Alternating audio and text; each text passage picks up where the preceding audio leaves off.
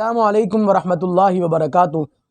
दोस्तों, आज मैं आपके सामने एक कीमती नुस्ख़ा लेकर हाज़िर हुआ हूँ। वो है तो कम कीमत लेकिन फ़वाइद में बहुत ज़्यादा है।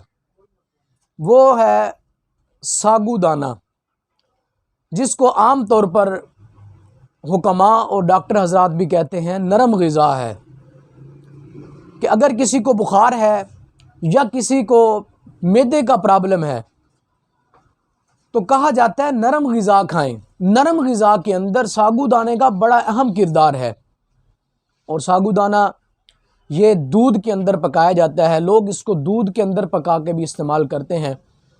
और ख़ास तौर पर जो बे औलाद हज़रात हैं उनको कहा जाता है कि सागूदाने की खीर बनाएं और उसमें एक अंडा फेंटें।